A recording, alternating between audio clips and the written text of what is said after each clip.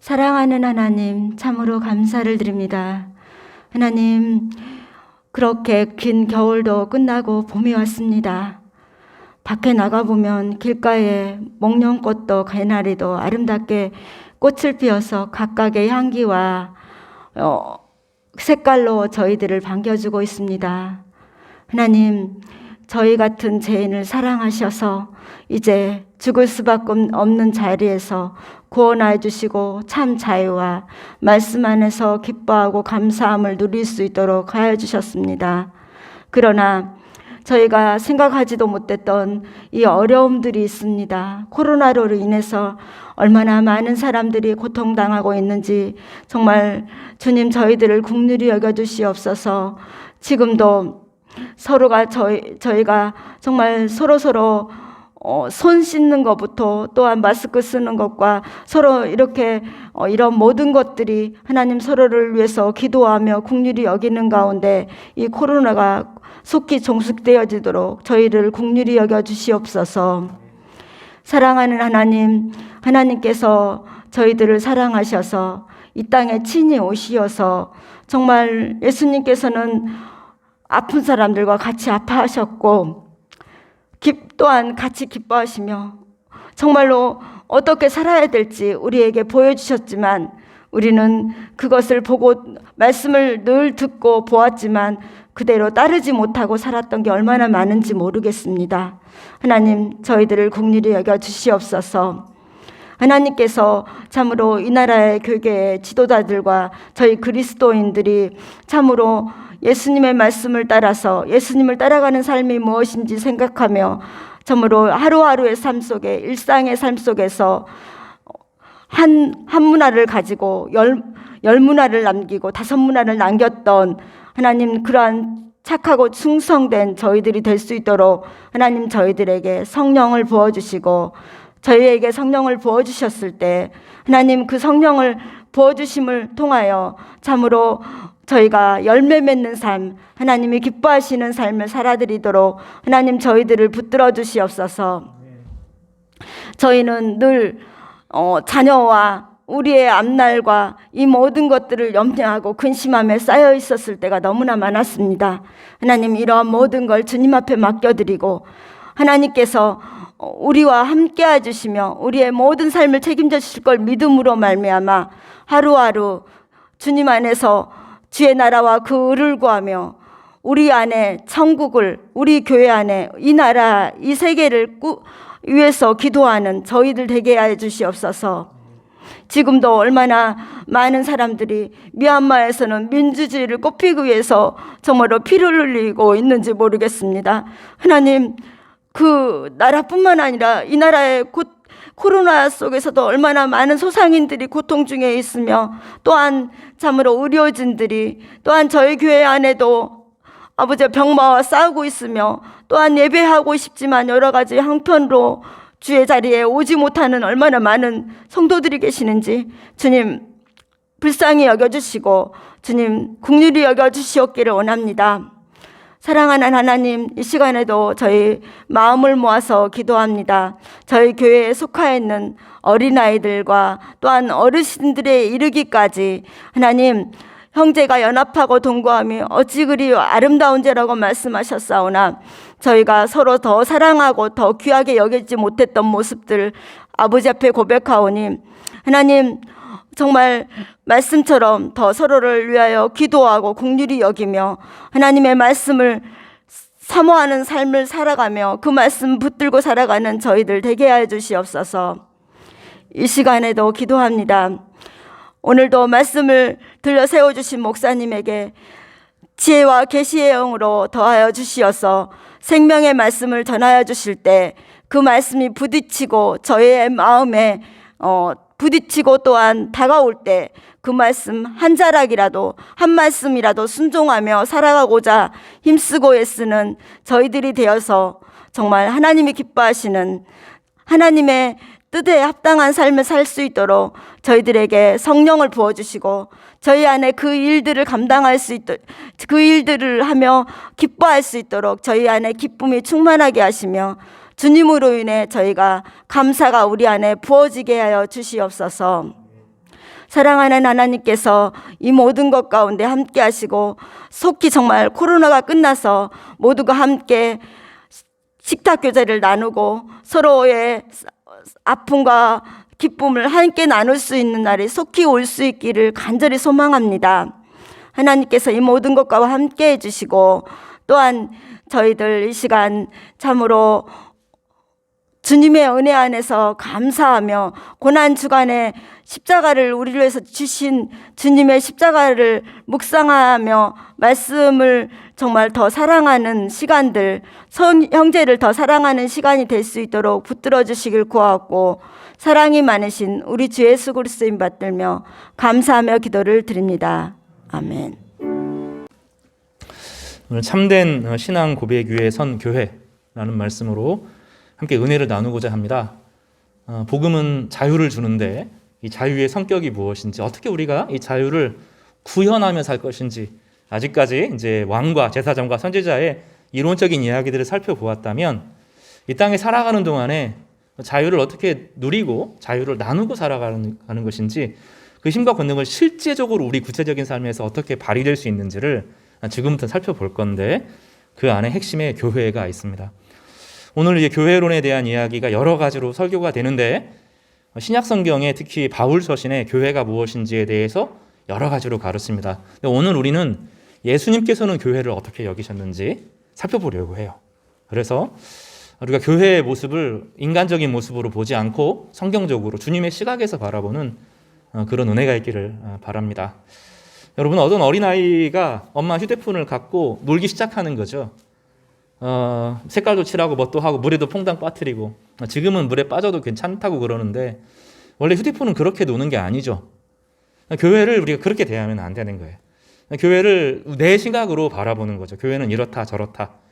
그러면서 교회를 함부로 대하기도 하고, 아니면 교회를 너무 높이기도 하고, 이 교회를 도대체 어떻게 바라봐야 되는지 되게 어려운 주제이기도 하는데, 중요하고 반드시 알아야 될 것들에 대해서 너무 간과하고 우리가 가지고 있는 상식선에서 신앙생활을 하는 것입니다. 오늘 본문을 통하여서 우리에게 자유를 주시는 이 교회의 역할이 얼마나 중요한지, 신앙생활을 한다는 것이, 교회를 중심으로 한다는 것이 어떤 것인지를 살펴보려고 합니다. 오늘 우리 세 가지를 좀 다뤄볼 건데요. 사람들이 기대하고 생각했던 복음에 대해서 주님께서 아니라고 하셨다는 것입니다. 두 번째로는 예수님이 자기가 누군지를 드러내신 것에 대해서 동의하시면서 하나님의 아들이 어떤 의미인지를 말씀하는 것이고요. 예수님 안에 참된 신앙 고백 안에서 교회가 주어지는데, 그럼 이 교회는 도대체 이 시대 가운데 어떤 역할을, 어떤 방식으로 행해야 되는지를 함께 살펴보려고 합니다. 예수님께서 이제 사역을 오랫동안 하셨어요. 이제 2년간 열심히 사역을 하셨습니다. 특히 주님은 우리가 생각하는 세례 요한과 같은 그런 사람이 아니기 때문에 금욕주의로 살지는 않았습니다. 세례 요한은 사실은 사람들이 싫어할 수가 없었고 다 존경하고 따랐어요. 바리새인도 서기관들도 사두개인도 세례 요한 앞에는 꿈뻑 죽었어요. 왜냐하면 왜 그럴까요? 세례 요한은 다른 사람 거 요만큼도 안 누렸거든요. 다른 사람이 헌금을 갖고 살아가지도 않았습니다. 치워라! 사람들 안에 다 욕망이 있는데 그거 내가 인정 1절 안 해주겠다. 그러면서 광야로 나아가서 낙타로 된 터로 죽은 낙타 하나 잡아다가, 죽은 거 잡아다가 해가지고 아주 까끌까끌한 옷 입고 돌아다니고, 사람들에게 이만큼 신세 지지 않기 위해서 들로 산으로 돌아다니면서 메뚜기 잡아먹고 꿀을 먹고 그랬던 거예요. 그러니까 메뚜기와 석정을 먹었다고 하는 것은 사람과는 전혀 상관없이 완전히 도인처럼 산 겁니다. 그런 세례 요한에 대해서 함부로 말할 수 있는 사람은 없었습니다. 예수님은 좀 달랐어요. 예수님은 먹을 것도 잘 드셨고요. 또 잠잘 곳이 있으면 머물러 유하기도 하셨어요. 사람들이 거부하면 길거리에서 노숙하셨지만 친구 집에도 들어가시고, 삭개오 집에서도 하루 주무시기도 하고 춤도 추시고, 혼인 첫 사역은 전혀 다르죠. 우리가 기대했던 사역, 예수님께서 하셨던 사역은 혼인 잔치를 막 흥겹게 하는, 물을 포도주로 만들어서 사람들에게 흥을 돋구는 그런 사역을 하시면서 사람들의 오해를 샀습니다. 저 사람 하나님 나라 가져왔다고 하는데 저렇게 흥청망청 어울려 다니고, 저렇게 사람들이랑 죄인들, 괴수들 뭐 창녀들, 뭐저돈 몸 파는 여자들, 뭐 사케오 같은 이런 사람들, 이 악당들, 조직 폭력배들, 막 이런 사람들이랑 어울리는 걸 보면서 별로 경건하지도 않고 금식도 안 하시고 이런 걸 보면서 사람들이 의심이 많았습니다. 그렇지만 예수님에게는 성령의 능력이 있었고 예수님 만나면 치료가 일어났고 예수님은 그 약한 사람들을 위로하고 격려하고 죄인이라고 말씀하시지만 그들 편에서 이야기하시고 그들을 위로하시고 격려하시는 또 실제로 성령의 역사가 나타나는 사역을 하시면서 예수님 주변에 많은 사람들이 모여들었습니다. 예수님의 사역에서 힘든 것은 세례 요한하고 좀 달라서 정신적인 고통이었습니다. 이 바리새인, 신앙생활 정말로 잘한다고 생각하는 이 바리새인, 사두개인, 또 성전을 중심으로 한 예배를 드리는 사람들이 예수님을 극도로 미워했어요. 저건 진짜 경건한 게 아니다. 예수님 같이 신앙생활하는 것은 경건한 것이 아니다. 저 사람을 믿을 수 없다는 것이 그 전체적인 분위기였습니다. 지칠 대로 지쳤지만 성령의 역사는 계속 나타났고 5비형이요, 7비형이요 막 이런 사건이 나타나면서 정말로 그 하나님 나라하고는 전혀 상관없을 것 같은 그 당시에는 죄인과 괴수라고 하는 사람들이 예수님 앞으로 모여들기 시작했던 것입니다. 이 본문 성경을 마태복음, 마가복음, 누가복음, 요한복음을 읽어보면 이상하게 신앙생활 잘한다는 사람이 그 당시에는 당대의 경건한 사람들이 예수님을 미워했고 그 당시에 죄인의 원수라고 생각하는 사람들 예수님을 그렇게 지지했던 것을 볼 수 있습니다. 예루살렘으로 가면 갈수록 예수님은 더 배척을 당하셨습니다. 멀리 이방 지역에서는 환영을 받았지만 예루살렘으로 가면 갈수록 배척을 당했습니다. 근데 오늘 본문은 예수님께서 그동안 수많은 사역들을 정리하면서 이제 한 발짝을 내디디시고 하나님 나라에 대해서 설명하시는 하나님 나라를 구체적으로 가지고 대결하겠다. 이걸 가지고 내가 온 시대 가운데 하나님 복음을 전하겠다. 선언하는 선언식과 같은 대단히 중요한 마태복음의 분기점이 되는 말씀입니다. 이 시대에 이 본문을 통하여서 부딪히는 것이 좀 있으면 좋겠습니다. 내가 생각하는 기준하고 주님이 말하는 기준하고 참 많이 다릅니다. 근데 문제는 내 기준이 아니라 주님의 기준으로 신앙생활을 해야 되고 나중에 천국에 갔을 때 내 딴에는 열심히 했다고 하는 거 주님께서 나 그런 거 시킨 적 없는데 이렇게 나오면 얼마나 허무하겠어요. 그렇지 않고 정말로 주님께서 인정하는 주님께서 주님의 마음을 흡족하게 하는 그런 은혜를 누리시기를 간절히 바랍니다. 예수님께서는 오늘 가이사라 빌립보에서부터 일정의 출정식을 진행하십니다. 가이사라 빌립보는 이스라엘의 북단입니다. 북단. 그러니까 지금 우리가 가이사라 빌립보 하니까 되게 그 도시를 생각하는데 도시는 도시입니다. 휴양 도시이고요. 이스라엘의 북단 끝입니다. 그 지역이 휴가지예요. 제자들은 쉬러 왔나 이런 생각을 했을 겁니다. 원래 이 가이사라 빌립보의 배경을 좀 잘 알 필요가 있는데 두 가지 배경을 알 필요가 있습니다. 하나는 헐몬산이라고 하는 그 산을 말합니다. 이제 이스라엘 북쪽으로 쭉 올라가면 큰 산이 하나 있는데 만년설과 같은 눈이 항상 쌓여 있는 눈이 오는 산이 있습니다. 그걸 이제 헐몬산이라고 부릅니다. 그리고 아주 깊은 골짜기들이 있었고 1년 12달 계속 물이 흐르는 그런 곳입니다. 그 헐몬산에서 남쪽으로는 그 강이 요단강을 거쳐서 갈릴리로 가는 바다의 원류가 되고요. 그 헐몬산에서 흘러서 저 다마스커스로 가는 시리아의 물줄기가 되는 아주 중요한 산입니다. 거기에 이제 도시가 하나 있는데 그 도시를 이제 로마 황제 이제 아우구스투스 초대 황제와 같죠. 그 사람이 힘이 너무 권력을 차지하는 과정에서 정말로 어려움을 많이 겪었어요. 아우구스투스라는 사람이 어려움을 많이 겪었는데 그때 이제 에돔 사람 헤롯이 적극적으로 지지를 해줍니다. 예수님 당시에 예수님 헤롯 대왕이라는 사람이죠. 예수님을 죽이려고 했던 그 사람, 그 어릴 때 죽였던 바로 그 사람이 예수님 이 적극적으로 지지를 해주면서 헤롯에게 이 가이사라 빌립보라고 하는 지역을 하사합니다. 그 지역이 진짜로 정말 좋은 지역, 지금도 최고의 휴양지입니다. 헤롯은 이제 그 아들들이 이게 너무 고마운 거예요. 그리고 그게 자기의 권위를 인정해 주었다고 생각해서 거기에 헤롯을 위한 궁궐을 짓고 헤롯이 섬겼던 이제 신전을 하나 만드는 신전의 도시입니다. 바로 거기에서 예수님께서 제자들에게 너는 나를 누구라고 하느냐 이렇게 물어봅니다. 본문에서는 다른 여러 복음서에서도 이것을 강조하는데 이 도시가 황제의 도시였다. 가이사랴 빌립보라고 하는 것은 황제, 황제의 도시 빌립보라는 곳이다. 그리고 이 빌립보는 이제 헤롯 빌립이라고 하는 왕의 이름을 따서 만들어진 그런 도시입니다. 그곳에서 주님께서 물어보는 거예요. 하나님 나라, 내가 너희들 아직까지 2년간 하나님 나라를 가르쳤는데 사람들은 나를 지금 어떻게 생각하고 있고 너희들은 나를 어떻게 생각하고 있느냐, 이렇게 물어보는 겁니다. 이 지역이 되게 중요합니다. 이 본문을 강해하는, 주해하는 또 모든 책들, 설교자들의 책들을 쭉 읽어보니까 이 부분을 그렇게 강조를 합니다. 하나님의 나라가 이 황제의 나라하고 얼마나 차이가 나는지를 오늘 본문은 이야기하는 겁니다. 우리 안에 사실은 어떤 마음이 있냐면 이 황제가 되고자 하는 마음, 교회가 커지기를 바라는 그런 마음 가운데 건강한 부흥이 아니라 우리 안에 그런 황제가 되는 힘을 가지고 군림하고자 하는 팍스 로마나의 그리고 로마의 평화를 가져오고자 하는 그런 열망이 있다는 거예요. 주님께서는 그런 복음이 아니라 하나님의 복음은 좀 다르다고 이야기하는 겁니다. 우리가 믿고 기도하고 많은 것들이 사실은 내 안에 우상을 섬기는 것이고 또 내 안에 그 하나님의 영광을 드러내는 것이 아니라 우상 숭배자이고, 내 기도의 많은 제목들이 나와 내 가족이 커지기를 바라는, 또 그것을 위해서 교회를 다니고 나의 구원이 아주 극대화되면서 이 세상에서 좀 한자락하기를 바라는, 이 세상에서 좀 안전해지기를 바라는 그런 갈망이 우리 안에 꽉 쪄들어 있는데, 주님은 그게 아니고 두려움과 탐욕의 나라가 아니고 힘의 나라가 아니라 좀 다른 방식의 하나님의 나라, 다른 방식으로 역사하는 성령의 나라를 가르치는 것입니다. 이 본문이 내용은 쉬운데 우리가 수용하기가 어려워요. 이런 본문을 설교할 때 그렇게 부담스럽습니다. 저도 잘 하고 싶어요.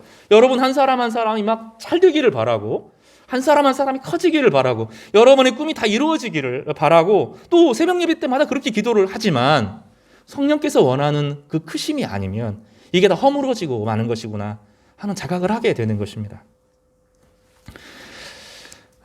주님께서 물어봅니다. 첫 번째로 생각할 것은 사람들이 나를 어떻게 생각하느냐, 이렇게 물어보셨습니다. 주님께서는 여기에서 이상한 말씀을 하시는데 인자를 누구라고 하느냐, 이렇게 물어보셨어요. 따라서 해볼까요? 인자를 누구라고 하느냐.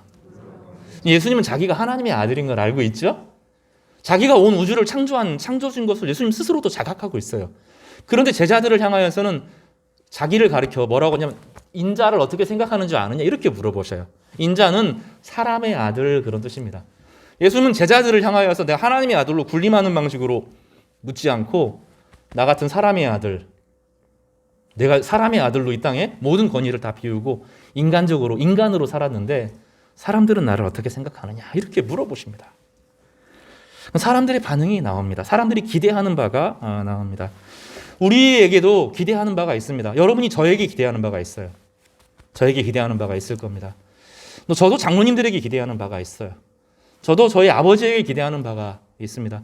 저도 성도님들에게 기대하는 바가 있습니다. 기대가 하나도 없다, 저는 상관없어요. 사랑하지 않는다는 것이고 무관심한 것이죠. 저 때문에 상처를 받고 아파하고 하는 것은 기대하는 바가 있다는 것이고 한편으로 사랑한다는 뜻입니다. 저도 여러분 때문에 상처 무지무지 많이 받거든요. 한 번을 확 해보고 싶은 그런 마음이 들 때도 있어요. 막 속이 상하기도 하고 스트레스를 받기도 해요. 근데 그런 게 만약에 전혀 없으면 저희가 그 사람을 사랑하지 않는 겁니다. 기대하는 바가 있기 때문에 사랑하는 거죠. 기대하는 바가 있기 때문에 상처를 받는 겁니다. 그 단계를 넘어서야 돼요. 진정한 이해로 나아가야 되는데 그 단계를 넘어서지 못하면 자기 입장만 부딪히게 되고, 아니면 속으로 말하지 않고 있다가 속으로 상해서 없어져 버리는 그런 방식을 취하게 됩니다. 주님께서는 여기서 승부를 하는 거죠. 지금 주님께서 물어보는 거는 이제 내놓고 이야기해보라는 거예요. 사람들은 나를 어떻게 생각하고 너희들은 나를 어떻게 생각하느냐? 주께서 물어보십니다. 신앙생활을 할 때 이 단계를 딱 넘어가야 됩니다. 이걸 거듭남이라고 불러요. 주님과 우리과의 관계에서 썸 타는 관계하면 안 된다고요. 신앙생활도 썸 타는 신앙생활하면 안 돼요. 교회 생활도 썸 타는 방식으로 안 돼요. 신앙생활은 언약하는 겁니다. 제가 예전에 말하는 것처럼 어떤 남자가 있는데 젊은 청년이 있습니다. 적당한 관계를 지내는 거예요. 모든 사람들하고 이것도 아니고 저것도 아니고 이것도 아니고 저것도 아니고 데이트를 하는데 좋아한다는 말은 안 해요. 실컷 시간을 보내는데 사랑한다고 말을 하지 않아요. 미래에 대한 약속을 전혀 하지도 않아요. 이것도 아니고 저것도 아니고 애매모호한 관계로 3년, 4년, 5년을 지나가는 거죠. 신앙생활은 그런 거 아니라는 거죠. 많은 사람들이 그런 방식으로 신앙생활 안전하지만 거리를 주지 않는, 즐거움은 누리지만 책임은 지지 않는 관계를 지내는 겁니다. 남녀 사이에서는 그러면 안 되잖아요. 어느 순간이 되면 물어봐야죠. 당신 나 왜 이렇게 만나? 물어봐야 되죠. 왜 데이트해? 왜 밥 먹어? 왜 같이 영화 봐? 근데 당신은 누구야? 오빠는 나한테 뭐야? 나는 오빠한테 뭐야? 물어봐야 되잖아. 그 관계를 거쳐서 이 관계를 정리해야 되거든요. 애매모호하면 안 된다고요. 유부남이 이 사람 저 사람하고 적당하게 친하면서 자꾸 흘리고 뭔가 여지를 두고 뭔가 관심을 피우는 것처럼 이러면 안 되는 거라고요. 딱 선을 그어서 너는 남의 부인, 나는 남의 남편, 이거 딱 정리가 돼야 되잖아요. 신앙생활을 그렇게 위태하게 하는 거죠. 주님께서 그 정리하라는 거예요. 너 나 누구라고 해? 사람들은 나를 누구라고 해? 물어보시는 겁니다. 여러분은 어떻게 답하시겠어요? 여러분에게 예수님은 어떤 분입니까? 이 부분이 정리가 안 되면 안 자랍니다. 아무리 열심히 써도 안 자랍니다. 어느 순간에 하나님께서 주시는 복을 누리지 못해요. 그 사람을 통해서 하나님께서 일하고자 하는 것을 찾지를 못합니다. 그 동물들 중에서 이제 아픈 동물들이 있어요. 그럼 수의사가 잡아서 치료를 해야 되잖아요. 근데 다 빠져나가는 거예요. 사실은 주님께서 잡아서 그 수의사는 그를 치료해 주기를 바라는데 요리 피해 나가고 저리 피해 나가고 절대로 책임을 안 집니다. 이리저리 요리요리 잘 빠져나갑니다. 그러면 자기는 좋은 것처럼 보이지만 결정적인 치료를 받지 못합니다. 결정적으로 힘을 발휘하지 못합니다. 자기 인생이 계속 그 선에서 머물러요. 죄짓고 회개하고 확 떨어지고 상황이 어려지면 더 떨어지고 기분이 조금 올라가고 이 상황에서 계속하지만 진짜 하나님께서 그 사람을 붙잡고 사용하고 일하고 그에게 꿈을 주시고 비전을 주시고 이루고 성취하고 요거는 그 사람에게 해당되지 않아요. 하나님의 나라가 그 사람에게 열려 있는데 그 사람은 못 들어갑니다. 이게 하나님 나라 누구에게나 열려 있거든요. 그렇지만 이제는 태도를 정해야 되는 거예요. 하나님 백성으로 살 건지 말 건지. 이거 태도를 정해야 하든지 안 하고 애매모호한 관계로 계속 지내면서 그리고 다른 사람만 보면서 누구 저러네 이런 건 안 된다. 나와 주님과의 관계에서 태도를 딱 명확하게 하라고 주님께서 이 시간 말씀하는 거예요. 무섭게 제가 이야기는 무서운 분위기는 아니고요. 사람들은 나를 뭐라고 하느냐 이렇게 물어보십니다. 사람들은 예수님을 세례 요한으로 생각합니다. 기대치가 나누는 거죠.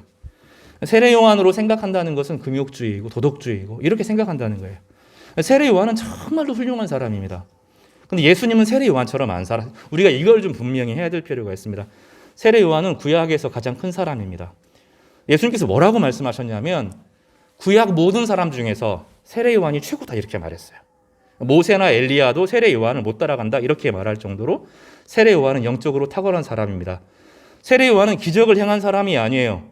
세례 요한은 기적이 하나도 없어요. 다른 선지자들은 기적을 행했지만 세례 요한은 기적을 행하지 않았어요. 기적이 없었어요. 그리고 예수님은 세례 요한이 여자가 낳은 자 중에서 제일 큰 자다고 말씀하셨어요.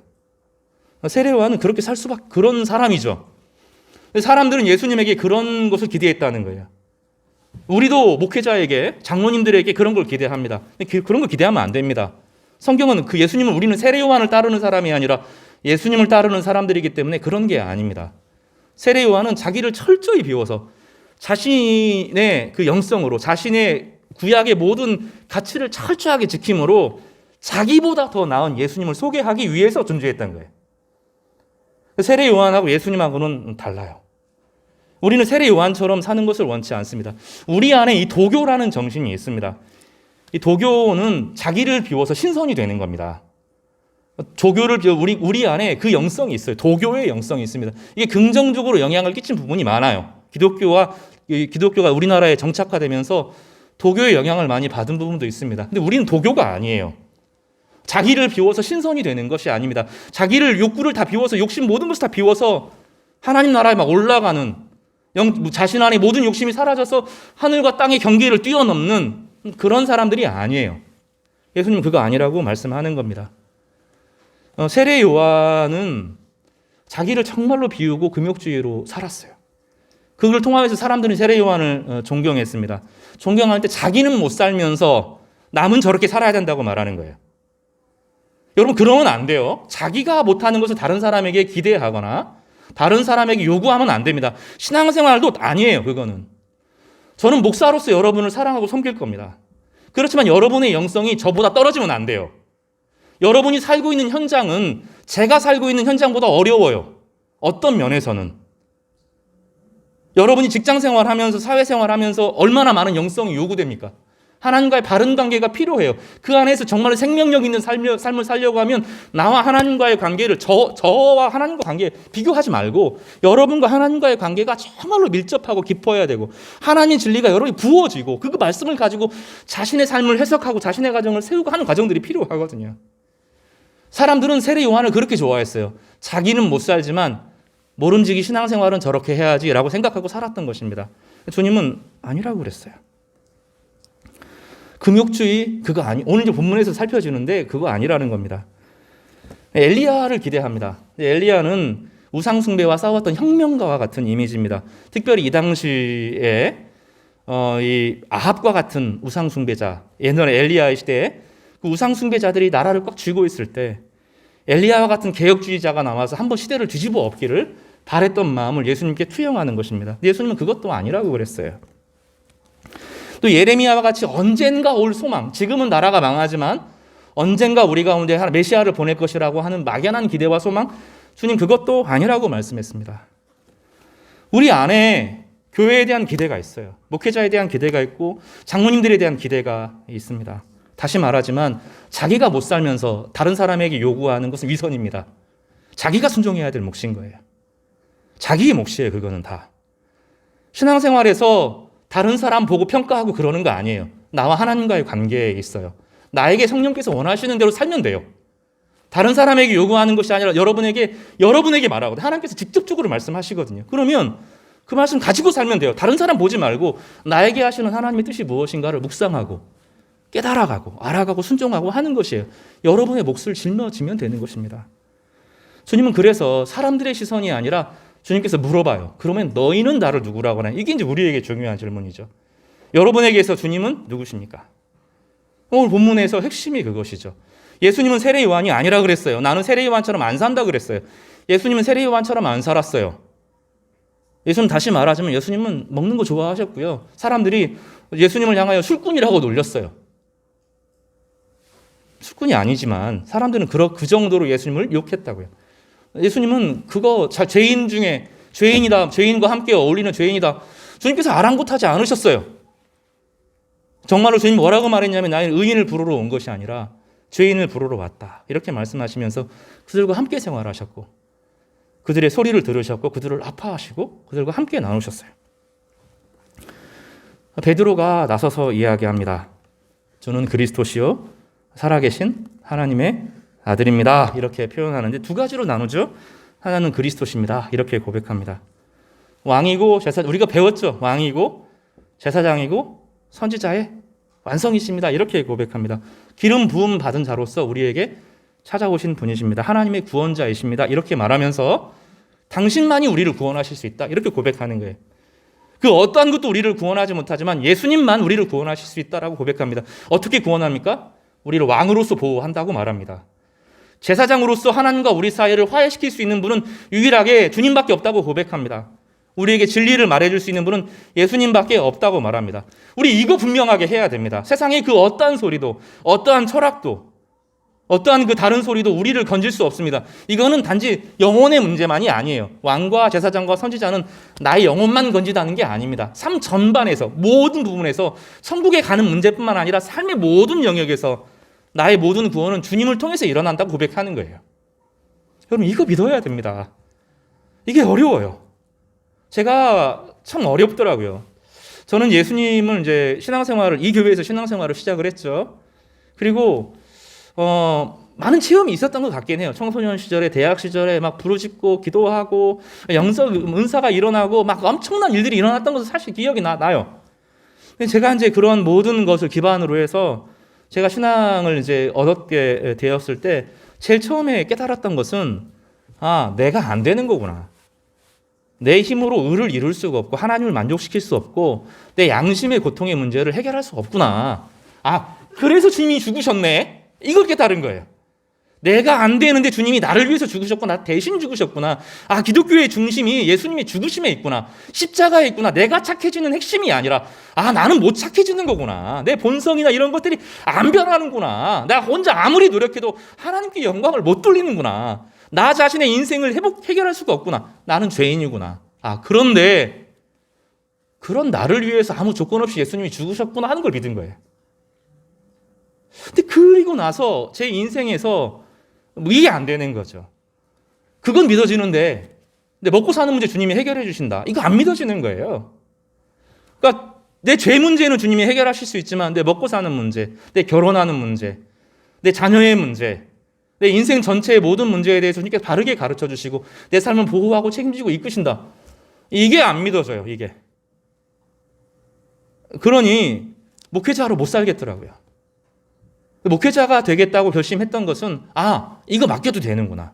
주님께서 목자가 되셔서 반석이 되셔서 내 삶을 세우시고 가장 복되게 하시겠구나. 이거 딱 믿게 되면서 확신이 생기더라고요. 성경은 이 두 가지를 같이 믿어야 된다고 말해요. 단계가 필요하기도 하고 시간이 필요하지만 이 두 가지를 같이 믿는 겁니다. 주님께서 내 죄를 사하셔서 하나님의 자녀가 되게 하실 뿐만 아니라 하나님의 자녀로 살게 하시면서 나에게 모든 것을 하나님의 권세를 주시는 능력을 주시는구나. 그분이 내 왕이구나. 그분이 내 제사장이구나. 그분이 내 선지자구나. 요거 믿는 거예요. 그런데 안 믿어지죠. 상황이 안 되잖아요. 한 번도 걸어보지 않으니까. 그냥 교회를 적당히 침묵회 하듯이 다니긴 하지만 요거 믿고 그러려고 하면 말씀이 필요하고 그 안 되면 이 상황이 어렵고 힘들면 같이 기도하면서 돌파해야 되는데 물러서죠. 그 진실한 기도를 이 말씀을 믿어보지 않고 믿으면 다칠까 봐서 그리고 늘 다른 사람만 보죠. 저 사람 어떻게 신앙생활하나. 왜 다른 사람에게 자신의 인생을 걸죠? 그 사람이 자신의 천국에서 자기의 인생을 책임져 주나요? 부인이, 아내가, 친구가 내 인생을 책임져 주나요? 아니거든요. 내 인생을 결국 하나님 앞에서 결정해야 되는 건데 그거 안 하고 늘 다른 사람 핑계대면서 자신의 하나님과의 관계는 돌아보지 않는 내 안에 자신감이 없어서 그러는 거예요. 그분이 내 왕이시고 그분이 내 제사장이고 그분이 내 선지자고 나를 이끌어 가시는 그 사랑의 분이다. 이게 안 믿어지니까 늘 다른 사람을 보고 살아가는 신앙생활을 표대를 잡는 거죠. 주님은 제자들에게 직접 물어봤어요. 사람들 말고 너는 나 누구라고 생각하느냐? 너는 나를 누구라고 생각하느냐? 물어보시는 거예요. 내 아내가 어떻게 생각하는지가 아니라 내 친구가 어떻게 생각하는지가 아니라 나는 하나님 어떻게 생각하느냐. 우리는 아직 부족하기 때문에 나를 돌아봐야 되거든요. 나는 어떻게 생각하느냐 주님께 물어보시잖아요. 그럴 때 이렇게 고백하기를 바랍니다. 주는 그리스도시요. 이런 은혜가 저 여러분에게 있기를 바랍니다. 여러분에게 왕이실 겁니다. 주님께서 믿음으로 고백하면 여러분에게 왕이 될 겁니다. 믿음이 먼저입니다. 왕으로 고백하면 주님이 왕이 되실 것입니다. 안전하게 여러분을 지켜주실 거예요. 주님은 여러분에게 제사장이 되어 주실 것입니다. 아무리 죄가 있고 아무리 깊은 어두움에 빠져 있어도 십자가를 의지하고 나아가면 그래 너는 안 되는 거야. 원래 너 안에 죄성이 이 상황이 세상의 환경이 너를 흔들어. 너 힘자 못 써. 내가 제사장이 되어서 붙들어 줄게 하고 주님께서 딱 붙들어 주시는 역사가 일어날 거예요. 정말로 혼란스러울 때 도대체 어느 길을 가야 될지 어떤 방향으로 인생을 살아야 될지 모를 때 주님께서 가르쳐 주실 거예요. 선지자는 가르쳐 주거든요. 이렇게 살아야 된다. 이 길로 가면 위험하다. 그때 여러분에게 필요한 것들을 딱 챙겨주시면서 제사장으로 선지자로 왕으로 여러분 곁에 계셔 주실 것입니다. 주님께서 이 베드로가 그 고백을 하는 거예요. 주님이 왕이시고 제사장이 선지자고 이 그리스도가 그 말을 다 담고 있거든요. 한 말을 덧붙이죠. 살아계신 하나님의 아들입니다. 주님은 자기를 뭐라고 했어요? 인자라고 그랬잖아요. 사람의 아들이라고 소개했는데 베드로는 뭐라고 말해요? 내가 2년간 살아보니까 주님은 사람이 아니고 하나님이십니다. 이렇게 고백을 하는 거죠. 이 살아계신 하나님의 아들이다라고 하는 것은 지금 나에게 말씀하시고 내 옆에 계시고 하나님의 진리를 오늘 나에게 가져주실 수 있는 바로 그분이시구나 하는 것을 고백하는 겁니다. 사랑하는 성도 여러분, 주님은 멀리 계시지 않아요. 주님은 엘리야의 하나님만이 아니라 이삭의 하나님만이 아니라 야곱의 하나님만이 아니라 요셉의 하나님만이 아니라 오늘 여러분 옆에 계시는 하나님이신 줄 믿으시길 바랍니다. 여러분 옆에 계세요.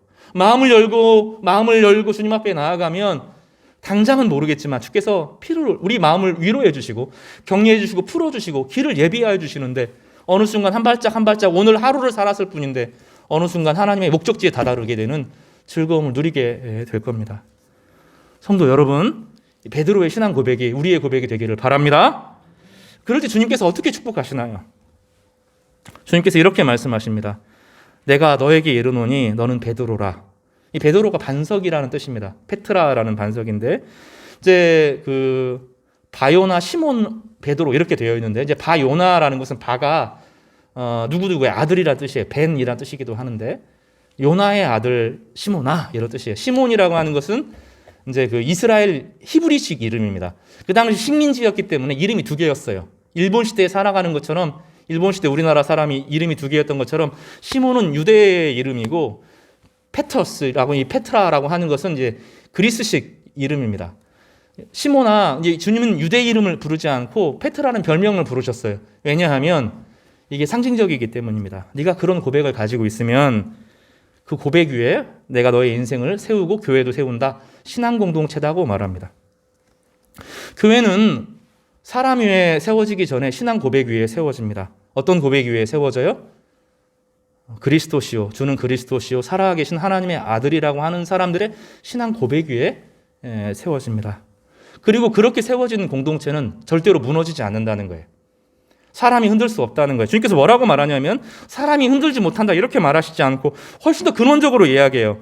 음부의 권세가 이기지 못하리라. 그 신앙 고백 위에 주는 그리스도시요 살아계신 하나님의 아들이라고 하는 신앙 고백 위에 서면 함께 누구나 다 와도 흔들리지 않는 바위처럼 견고하다는 거예요. 우리는 많은 사람들이 위해 자신의 인생을 세우기도 합니다. 내가 의지했던 아버지와의 관계에서 내 인생을 세우기도 하고 친구와의 관계에서 세우기도 하고 내 돈 위에 내 인생을 세우기도 합니다. 교회도 때로는 사람 위에 세우고 사람의 카리스마 위에 세웁니다. 어느 순간 무너질 겁니다. 때가 되면 다 무너집니다. 사람 위에 세운 교회 남아있지 않습니다. 인간관계로 맺혀진 교회 무너집니다. 인간관계는 성령 안에서 새롭게 만들어지는 방식으로 회복되어져요. 누리지 못했던 하나님의 그 진실하고 견고한 성령의 능력을 통하여서 사람과 사람이 완전히 하나 되는 그리스도의 몸으로서 이어져가는 성령의 능력이 나타날 겁니다. 그러나 침묵으로 교회가 세워지는 것은 아닙니다. 그 따라오는 거예요. 따라오는 거. 예수님 안에서 신앙 고백 안에서 함께 말씀 공부하고 함께 기도하고 함께 은혜를 나누면서 정말로 깊이 사랑하게 되어져요. 그 사람이 내 가족이 되고 내 친구가 되어지는 은혜를 누리게 됩니다. 이거 분명합니다. 전 많이 봤어요. 근데 이 단계를 넘지 못하면 너무너무 어려워져요. 인간관계에 매여 있는 교회 하면 언젠가 무너지는데 이거 맺지 못하면 이거 끊어내지 못하고 예수 그리스도의 신앙 고백 위에 우리가 딱 서지 못하면 정말로 위험해집니다. 교회는. 이 신앙 고백 위에 세워지면 교회는 음부의 권세가 사람이 흔들지 못하는 정도가 아니라 사탄의 권세가 덤벼들어도 못 흔들어 된다는 거예요. 그런 교회가 무너지는 법이 없다는 거예요. 그런 교회는 생명을 살리고 죽어있는 것들을 건지는 그 엄청난 일들을 행한다는 것입니다. 뭐라고 말하냐면 천국의 열쇠를 준다 이렇게 말하면서 기도의 응답에 대한 이야기를 합니다. 그들이 기도하면 하늘이 열린다는 거예요. 그들이 닫으면 닫힌다는 거예요. 그들이 모든 역사의 주관자가 된다는 거죠. 역사의 흐름이 교회 안에 다 주어진다는 거예요. 저는 이 말씀을 믿어요. 미얀마 위에서 하루에 1시간씩 넘게 기도해요. 왜 그러냐면 제가 주권자라는 것을 믿기 때문에 그래요. 이 본문 때문에 그러는 거예요. 주님께서 이 본문 어떤 상황으로 해결할지 정말로 어려운 상황이거든요. 우리가 생각하는 것처럼 그렇게 단순한 문제가 아니에요. 미얀마 뒤에 중국이 있기 때문에 그 미얀마를 가지고 이 땅을 가지고 그 바다로 나가는 문제가 있고 이슬람 지역으로 나가는 그 경계 통로에 있기 때문에 주도권을 갖고 싸우면서 사람들이 싸우는 걸 이용당하는 거거든요. 이건 너무 풀 수 없는 문제예요. 너무너무 어려운 문제예요. 그래서 저는 이 뒤에 있는 배후 세력보다 하나님의 세력이 훨씬 크다고 생각해요. 저는 믿어요. 저는 그래서 간절하게 기도해요. 고통당하는 사람들, 주님이 그들을 위해서 울고 있다고 믿고 있고 그래서 그들을 위해서 마음을 다해서 기도해요. 베트남 친구들을 위해서 지금도 기도해요. 아직 이유를 모르겠어요. 왜 아직까지 붙잡아 주시는지 이유를 그 친구들 서서히 이유들을 찾아가요. 예전에 저희가 베트남 방문했을 때 그 친구들이 지금 4명이 왔어요. 또 새로 그곳에 베이스 캠프처럼 왔어요. 그 친구들 지금 대학원 다 들어가려고 온 거거든요. 지금 그 베트남에서 처음에 집에 돌아가야 된다 이런 생각을 하던 생각들이 전략이 바뀌었어요. 하나님께서 여기에 우리를 두게 하시는 것인지도 모르겠다 이런 생각을 하면서 학교 알아보고 있어요. 그러면 우리 여기서 한국어 공부하자. 그 친구들 지금 오케스트라를 1년간 배웠거든요. 수준이 진짜 탁월한 오케스트라가 됐어요. 왜냐하면 1년간 합숙하면서 오케스트라를 매일매일 하잖아요. 어쩌다 가는 것이 아니라. 원래 베트남에서는 클래식 교육이 없어요. 가라오케 같은 음악은 있지만 어릴 때 클래식 교육을 받지를 못해요. 그런 인프라가 없기 때문에 못합니다. 그 친구들 지금 오케스트라 하고 있는 거죠. 그 친구들 지금 다 어떤 계획을 가지고 지금 학교를 알아보고 준비하는 과정들을 다 겪어요. 처음에는 저도 그렇게 기도했어요. 하나님, 왜 저 친구들을 안 보내주십니까? 하나님이 힘이 없고 능력이 없으셔서 안 보내주시는 겁니까?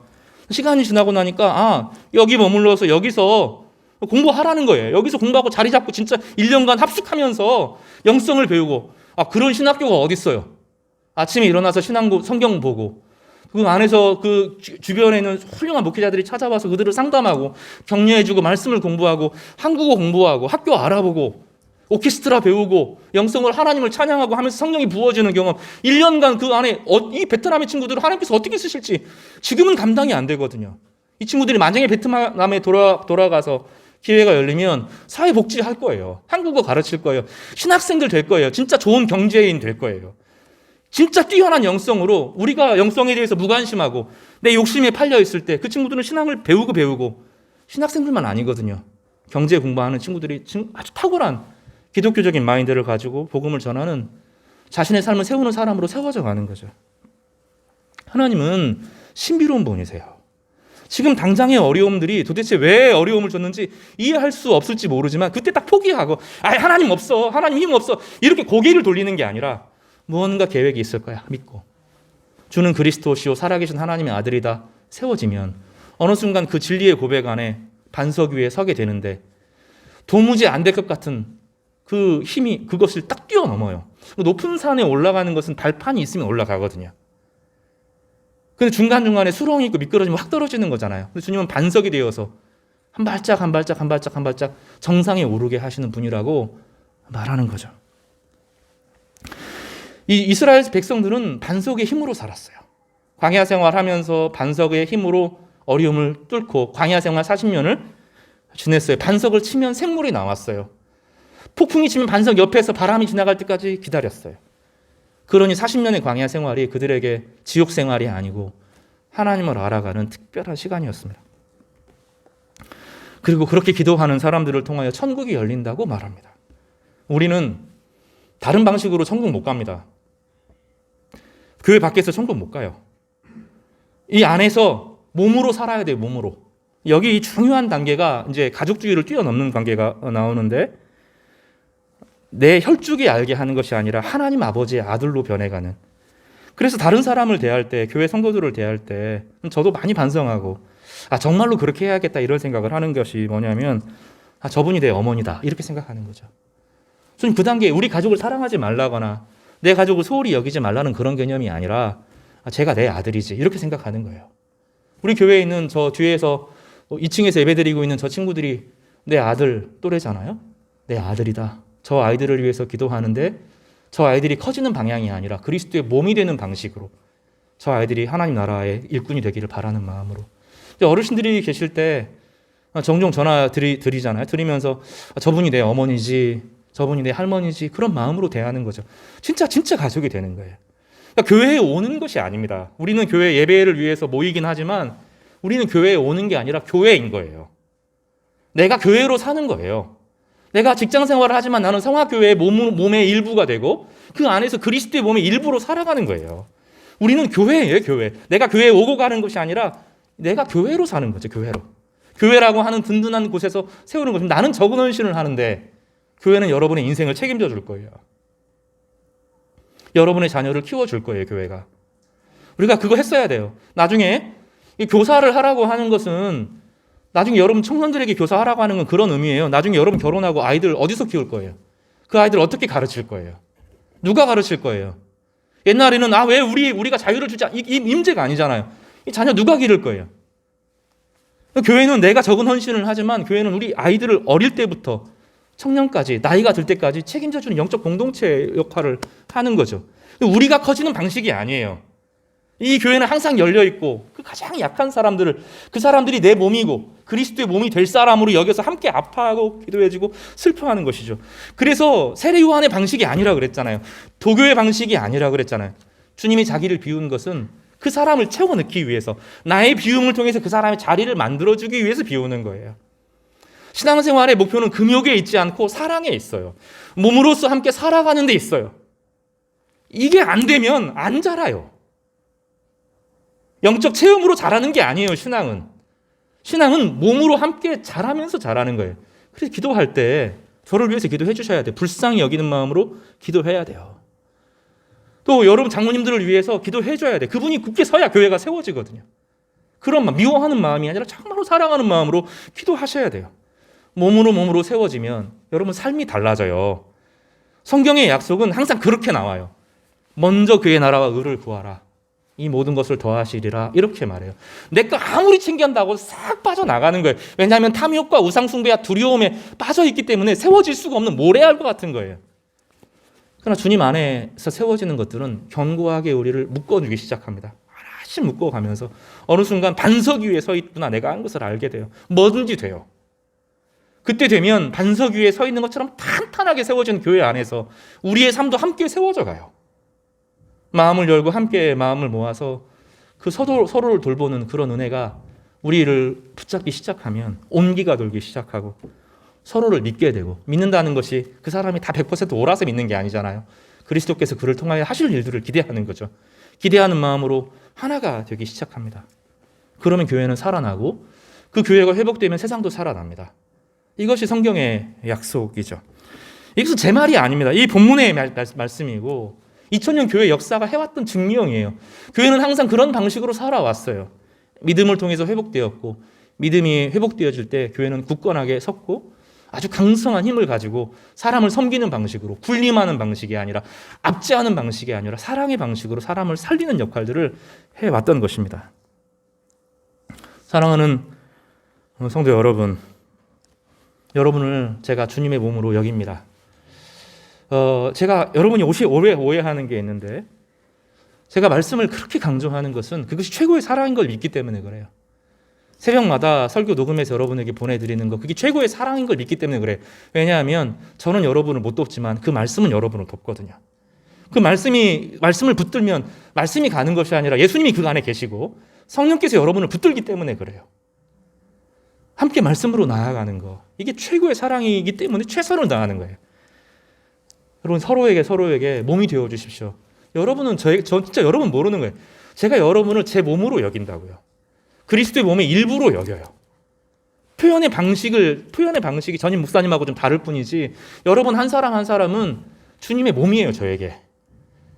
여러분 한 사람 한 사람 인격적으로 존대함을 받기를 바라요. 여러분 한 사람 한 사람 스스로 자신의 이야기를 하기를 바라요. 여러분 한 사람이 주체로 서기를 바라요. 여러분 한 사람 한 사람이 자유를 얻기를 바라요. 여러분 주님의 몸이기 때문에 제가 주님을 사랑하는 것처럼 여러분을 사랑하는 거예요.